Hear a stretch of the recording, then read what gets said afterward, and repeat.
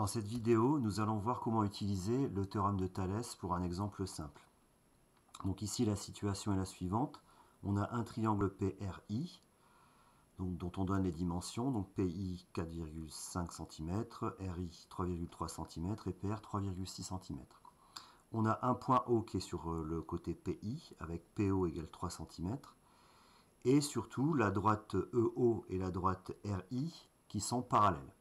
C'est ça qui est le plus important dans cette situation, puisque pour pouvoir utiliser le théorème de Thalès, justement, il faut que ces deux droites soient parallèles. Donc là, on a deux triangles, PRI et PEO, qui sont un agrandissement l'un de l'autre, ou inversement, une réduction l'un de l'autre. C'est-à-dire que PEO est une réduction de PRI, et PRI est un agrandissement de PEO. On parle aussi ici de triangles semblables. Donc les deux triangles PEO et PRI sont des triangles semblables. Donc le théorème de Thalès nous donne des égalités de rapport de longueur. Donc ça veut dire quoi? Ça veut dire qu'on va diviser des longueurs de côté d'un des triangles par les longueurs de l'autre triangle qui lui correspondent. Donc pour la rédaction, ce qu'il faut dire, il y a deux choses essentielles à dire, c'est que les deux droites sont parallèles, EO et RI, et que c'est le théorème de Thalès qu'on applique. Donc ça, on formule comme on veut. Donc par exemple, les deux droites EO et RI étant parallèles, on peut appliquer le théorème de Thalès. Ou bien on pourrait dire, on applique le théorème de Thalès puisque les deux droites EO et RI sont parallèles. Donc quels sont les rapports égaux dans cette situation-là? Donc on part toujours du point commun aux deux triangles. Ici, le point P. Et ensuite, on va d'un côté ou de l'autre au choix. Donc par exemple, si je pars de P et que je vais vers le haut, je rencontre en premier le point E.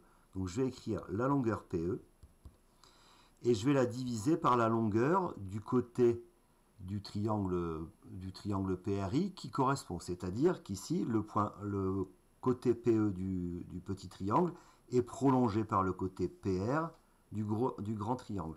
Donc on va écrire PE sur PR. C'est égal à, donc de l'autre côté, même chose, on va faire le côté du petit triangle sur le côté du grand triangle qui lui correspond, c'est-à-dire PO sur PI. Et ça, c'est égal à troisième égalité de rapport. Donc là, on a les deux côtés qui sont parallèles, donc le petit côté sur le grand côté, c'est-à-dire EO sur RI. Une fois qu'on a écrit ces trois rapports de longueur, et dont on sait qu'ils sont égaux, on vérifie qu'on ne s'est pas trompé. Alors pour vérifier qu'on ne s'est pas trompé, il y a plusieurs choses à vérifier justement. Donc par exemple ici, le EO, on l'obtient en retirant le point P des deux. Vous voyez qu'ici il y a le point E, ici il y a le point O, là on obtient EO. Même chose en bas, quand on retire le point P qui est commun à ces deux côtés-là, on obtient RI.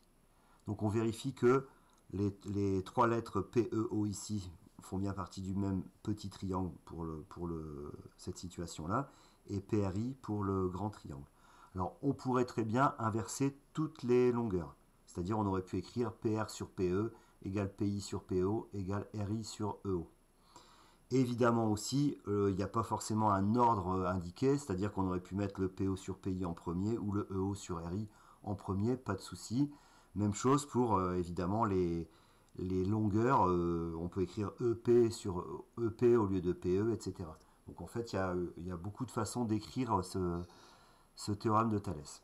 Donc une fois qu'on est ici, il nous reste à regarder ce qu'on cherche et ce qu'on connaît. Donc par exemple, ce qu'on peut faire, c'est entourer les dimensions qu'on connaît et puis mettre un petit point d'interrogation pour les dimensions qu'on cherche. Donc par exemple, alors si on reprend l'énoncé, on a PI égale 4,5, donc ça veut dire que ça, je le connais. RI égale 3,3, donc ça, on le connaît aussi.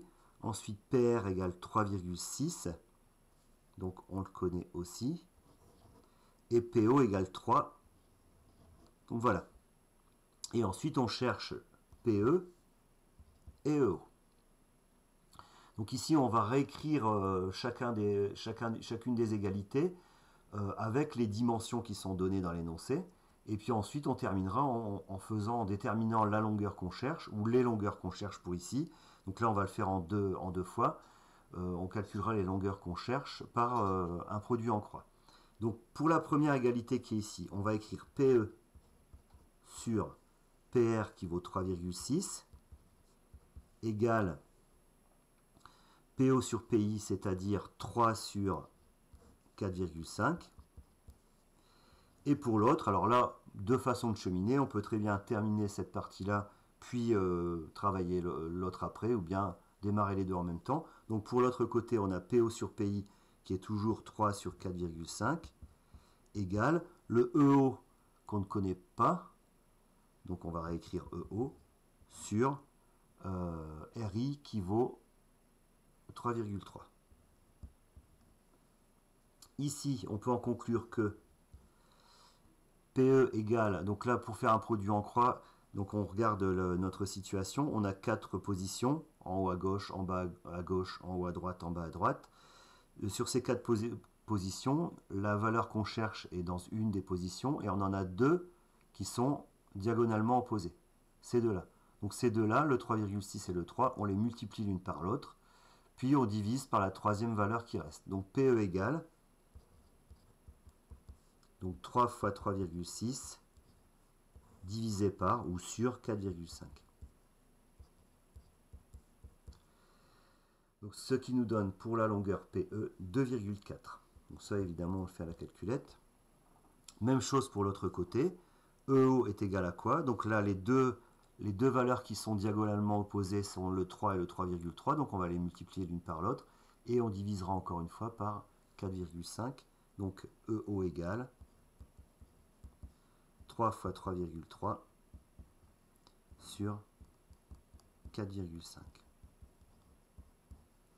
Et ce qui nous donne 2,2.